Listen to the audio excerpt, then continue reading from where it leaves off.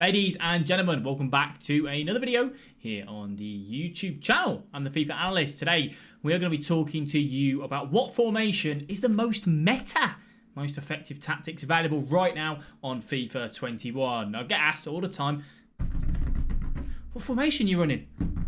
What's the best formation? I'm going to give you the answer. It's easy peasy, lemon squeezy. If you enjoyed the video, leave a like, subscribe to the channel if you are new. What we're going to do is we're going to have some gameplay in the background, and we're also going to be providing you with the tactics, the custom tactics and the instructions that I am running for the formations that we are going to speak about. All right. Now, I'm not going to start off with the 4-2-3-1. It will feature, but I'm not going to start off with that. I'm going to talk to you, first of all, about the 4-4-2. The tactics are on screen now, along with the player instructions.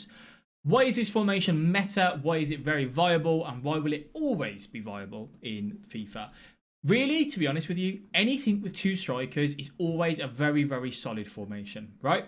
For most of the average players on FIFA, you know, your casual sort of players, having two strikers is the easiest way to score goals, to look for 1-2s between the two strikers. It's so easy to get in behind. When a defender makes just that one mistake, you can capitalise on that very easily with two striker formations. The 4-4-2 offers you the best in that as well, because you've obviously still got the wing play, you've still got the right mid and the left mid. It can be set up as a more defensive formation, be set up as a quick counter attack, can be set up to play as a possession formation, quick tick-attacker. However you want to play it, the 4-4-2 is a very, very viable and one of the most meta formations on the game. Where do I rank it? I think for your average player, it's probably the best formation to go ahead and pick. Why?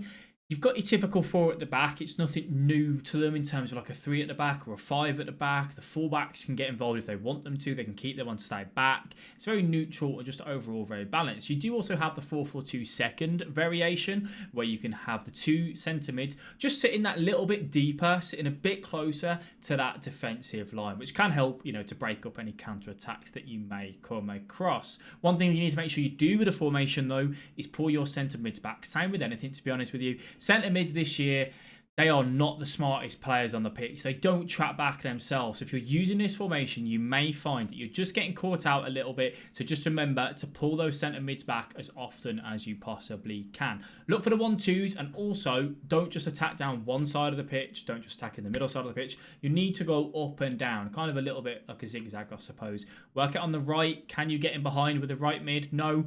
Put it back into the middle. Can you find the strikers? Can them two bounce off each other with the quick 1-2s? No. Flip it out to the left-hand side and then rinse and repeat, really. And that will work very well. If you're a skiller as well, the 4-4-2, so easy just to get that pass into the striker. Reverse elastico, directional nutmeg, whatever it may be, to take the ball past those two centre-backs, get the ball into the back of the net. So that's probably my number one formation. The next formation is very similar in a sense with the two strikers. However, I feel like this is a bit more of a higher level of player ability. To play it well and the way that people are playing it in the meta right now, I think you need to be good at right stick switching. I think you need to track through balls very well. You need to be a good defender, and you also need to be able to move the ball, skill move, everything really. You need to be a top level player, and that is a 4-3-1-2. Most people are running this with like a press on possession, last press on heavy touch, balanced fullbacks, high up the pitch. Put it on screen for you now. It's a very good formation. However, as I said, if you're sat here going, I'm a silver 1 player, gold 3, this may not be the right one for you from minute 1. But to get back into the game, you may want to put this into your arsenal if you haven't got it in there already. How can you use it? You want to overload through the middle. You want to use those fullbacks as balanced to offer you some width. And you want to be triggering people on a run with the LB, the L1 button to literally dominate through the middle of the park. Works very well against a 5-3-2, 5-2-1-2 as well, because you've got so many men in the middle to kind of combat what they do very well. It can work as a good formation for the top level players. You'll probably see this a lot in the competitive scene. As I said, it's very quick, it's very direct, it's good on the counter. You can play it in a slow build-up sort of way, but most people will be looking to one-touch pass, first-time pass, beat the men in behind, look for the through balls between the two strikers, lay the ball back off to the cam, have a Neymar sat there, and that will work absolutely amazing. So for me, it's not a formation which I use personally that often. Every now and then I will. However, I'm not like, let's say, the best player in the game in terms of reading the play, being able to play quick attacking football. That's not my play style. I'm a little bit more slow build up. I like to carve open an opponent, make them work, player switch and so on. The 4-3-1-2, it's just you have to read the game so well, so quickly that, that's not really something that suits me to the T, but it may suit you. So give that a go if you want to. The next formation is one of my personal favorites. That is the 4-2-3-1 narrow. One of we've seen it over many years, let's be honest, on FIFA. It is a very solid formation, and I think it is probably the most neutral formation on FIFA, because you can play it in any way. You can play it as a sit deep and counter, you can play it as possession, you can play it as tick-attacker. You can do what you want with this formation. It's very well rounded. However, it can be difficult to score goals. Some people say, I don't score enough, I don't get the wingers involved enough. That's something that will kind of come with time. You have to kind of use this formation in a certain way to really play it to your advantage. It's not something that everyone can just pick up and score the most amount of goals with, but it's certainly one which can help keep out the goals, try and keep as many clean sheets or concede as little goals as possible. The tactics and the instructions are on screen for you now as well. This is normally my go-to formation. If I start a game, I will start in the 4-2-3-1. If I feel I'm much better than the opponent, I may switch to a 4-4-2. If I feel like the opponent's better than me, I'll stick kind of with the 4-2-3-1 because I feel like it offers me absolutely everything that I want. Some tips to use this formation well: ball out to the fullback, ball down the line, start your attack down the line, then work it back into the middle. And don't forget to find that cam. And when you do find the cam, take your time on the ball. Don't just play it straight into the striker who hasn't got support from anyone else. You need to build up in that certain way, and that will work very well. Now, at the minute, a lot of people are playing the 5 at the back, the 5-3-2, the 5-2-1-2. This is where you have the fullbacks on join the attack. You get them involved, you have them on that attacking line when you are going forward.